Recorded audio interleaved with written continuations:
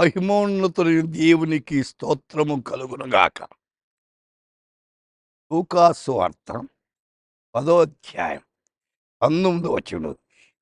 ఏదియు మీకెంత మాత్రం హాని చేయదు.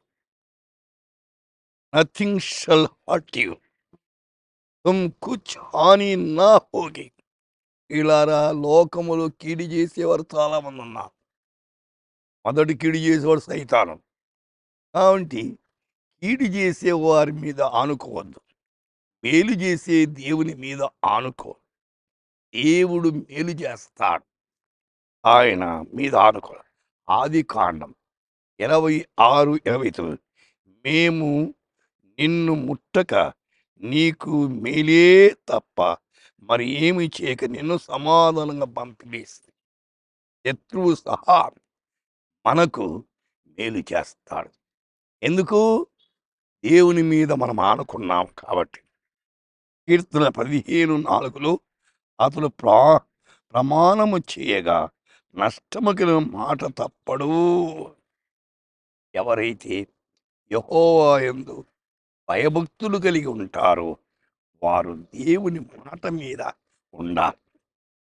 ఇర్మియా 6:14 సమాధానము లేని సమయంలో మన సమాధానం చెప్పుతూ నా ప్రజల ఉన్న గాయములు పై మాత్రమే బాగు చేయి.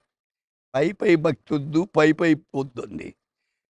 ఒక పుండు ఉందంటే దాన్ని కొయ్యాలా, అందులో సీము రక్తము తీయాలా, అతను మందు వేయాలి, అప్పుడు బాగుపడుతుంది. అందుచేతన కీర్తనకారుడు 144 నీవే రాజులకు విజయమును దయచేయువాడు. దుష్టుల ఖడ్గమును నీవు నీ సేవకుడవైన దావీదు తప్పింది. అవును, సౌలు అనేక రీతులుగా దావీదు కీడు చేయాలని చూశారు. దావీదు దేవుని మీద ఆనుకున్నాడు కాబట్టి ప్రతి కీడును తప్పించుకున్నాడు. సోదరుడా, వింటున్న శ్రోత, దేవుని మీద ఆనుకొని ప్రతి కీడును తప్పించుకొని దేవుని మహిమార్థంగా జీవించండి. దేవుడు మిమ్మల్ని దీవించును కాక. ప్రార్థిస్తాం.